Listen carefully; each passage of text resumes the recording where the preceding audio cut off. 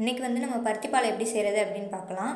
பருத்தி விதை அப்படின்னு சொல்லி கடையில் கேட்டாலே வந்துட்டு கிடைக்கும், எல்லா கடைகள்லையுமே கிடைக்கும். ஸோ அதை வந்துட்டு வாங்கிக்கோங்க. இதில் வந்து நான் 2 கப் அளவு வந்துட்டு பருத்தி விதை வந்து போட்டுக்கிறேன். ஒரு கிணத்துல போட்டுட்டு அதை வந்து நம்ம ஒரு நைட் ஃபுல்லாக வந்துட்டு நம்ம ஊற வச்சுக்கணும். ஃபஸ்ட்டு ஒரு டைம் நல்லா வாஷ் பண்ணி எடுத்துக்கோங்க. அதுக்கப்புறமா ஒரு நைட் ஃபுல்லாக நம்ம ஊற வச்சுக்கலாம். அது ஊறினா தான் நமக்கு வந்துட்டு நிறைய வந்துட்டு பருத்திப்பால் வந்து கிடைக்கும். இந்த முங்குற அளவு தண்ணி ஊற்றி ஊற வச்சுக்கோங்க. நைட்டு ஃபுல்லாக ஊற வச்சுக்கோங்க. அடுத்த நாள் வந்துட்டு அது நல்லா ஊறி இருக்கும். இப்போ வந்துட்டு இதை வந்து நம்ம வடிகட்டி எடுத்துக்கலாம். இந்த தண்ணியெல்லாம் வந்துட்டு நம்ம வந்து கீழே ஊற்றிடலாம். இல்லை நீங்கள் செடிகளுக்கு பயன்படுத்துகிறனாலும் பயன்படுத்திக்கலாம். இப்போ வந்து இதை தனியாக வடித்து இருந்து நம்ம எடுத்துக்கலாம். இந்த மாதிரி ஒரு கிண்ணத்தில் வந்துட்டு நீங்கள் வடித்து எடுத்துக்கோங்க. இல்லை நார்மலாக நீங்கள் வந்துட்டு வடித்து எடுக்கிறனாலும் எடுத்துக்கலாம். இதை வந்துட்டு மிக்சியில் போட்டு நம்ம தேங்காய் பாலை எப்படி எடுப்போமோ அது போல் இதை மிக்சியில் போட்டு நம்ம அடித்து எடுத்துக்கணும். நல்லா ஒரு 2-3 டைம் வந்து நம்ம மிக்சியில் வந்துட்டு நல்லா வந்து அரைச்சி வந்து எடுத்துக்கலாம். இப்போ பார்த்தீங்கன்னா கொஞ்சம் கொஞ்சமாக சேர்த்தே அரைச்சிக்கோங்க. ரொம்ப சேர்த்து வந்துட்டு அரைக்க வேணாம். தேங்காய் பாலுக்கு நம்ம எப்படி அரைப்போமோ அது போல் வந்து நம்ம அரைச்சி வடிகட்டி வந்து எடுத்துக்கணும். இப்போ வந்துட்டு நான் உங்களுக்கு அரைச்சி காட்டுறேன். இந்த மாதிரி வந்துட்டு அரைச்சிட்டு இதை வடிகட்டிட்டு மறுபடியும் நம்ம அரைச்சி வந்து எடுத்துக்கணும்.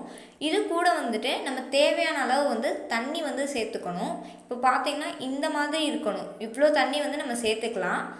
நீங்கள் வந்துட்டு இப்போ 2 கப் சேர்த்துருக்கோம் அப்படின்னா ஒரு 5-6 டம்ளர் அளவு வந்து தண்ணி வந்து சேர்த்துக்கலாம். இந்த மாதிரி வந்ததுக்கப்புறமா இதை வந்து நம்ம அடுப்பில் வந்துட்டு வச்சுக்கலாம். நான் வந்து விறகு அடுப்பில் செய்கிறேன். நீங்கள் வந்துட்டு ஸ்டவ்வில் பண்ணுறீங்க அப்படின்னா மீடியம் ஃப்ளேமில் வச்சே வந்து பண்ணிக்கோங்க. அப்போ தான் கரெக்டாக இருக்கும். இதை வந்து நம்ம வேறு பாத்திரத்தில் மாற்றிட்டு இது வந்து நல்லா சுண்டை வந்துட்டு இதை காய்ச்சணும். அப்போ தான் வந்து நல்லாயிருக்கும். இதை நல்லா கிளறி விட்டுட்டே இருங்க. இப்போது ஒரு ஸ்டேஜ் வந்தோடனே நல்லா வந்து சுண்டிடும். இப்போ நான் உங்களுக்கு வந்து காட்டுறேன். இந்த மாதிரி வந்துட்டு நல்லா சுண்டணும். சைடில் ஃபுல்லாக அந்த இது தெரியுது பாருங்கள், அந்த மார்க். இந்த மாதிரி வந்ததுக்கப்புறமா நம்ம ஒரு பாத்திரத்தில் வந்து 2 ஸ்பூன் அளவு வந்து நான் அரிசி மாவு வந்து சேர்த்துக்கிறேன்.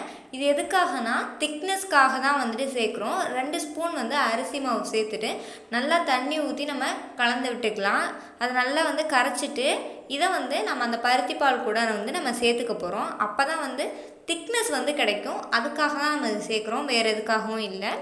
இப்போ வந்துட்டு இதை நல்லா கரைச்சிட்டு நம்ம வந்து பருத்திப்பால் கூட வந்து இப்போ சேர்த்துக்கலாம். இது ஃபுல்லாத்தையுமே சேர்த்துருங்க. அப்போ தான் வந்துட்டு அந்த திக்னஸ் வந்துட்டு கிடைக்கும். இது எல்லாத்தையும் வந்து இப்போ ஆட் பண்ணிக்கலாம். இப்போ பார்த்திங்கன்னா நல்லா திக்காக இருக்குது. இது கூட வந்து டேஸ்ட்டுக்காக ஒரு ஸ்பூன் அளவு வந்துட்டு ஏலக்காயும் சீனியையும் நான் பவுட்ரு மாதிரி அரைச்சி வச்சுருக்கேன். அதை வந்துட்டு நான் ஒரு 2 ஸ்பூன் வந்து சேர்த்துக்கிறேன். உங்களுக்கு இல்லை ஏலக்காய் பவுடர் ஸ்மெல் வர வேண்டாம் அப்படின்னா நீங்கள் வந்துட்டு 1 ஸ்பூன் மட்டும் சேர்த்துக்கோங்க. அப்போ தான் வந்துட்டு கரெக்டாக இருக்கும். இது கூட கொஞ்சமாக திருவண்ண தேங்காய் வந்துட்டு சேர்த்துக்கிறேன். அதுக்கப்புறமா இது கூட ஒரு 2 கப் அளவு வந்து நான் வெல்லம் வந்து சேர்த்துக்கிறேன். இப்போ இதை சேர்த்துட்டு நல்லா இது எல்லாத்தையும் கிளறி விட்டுக்கோங்க. இப்போ பார்த்தீங்கன்னா நம்ம பருத்திப்பால் ரெடி ஆயிடுச்சு. இதை வந்துட்டு செஞ்சு பார்த்துட்டு எப்படி இருக்குது அப்படின்ற மறக்காமல் கமெண்ட்ஸ் சொல்லுங்கள். நம்ம சேனலுக்கு மறக்காமல் சப்ஸ்கிரைப் பண்ணிடுங்க. தேங்க்யூ.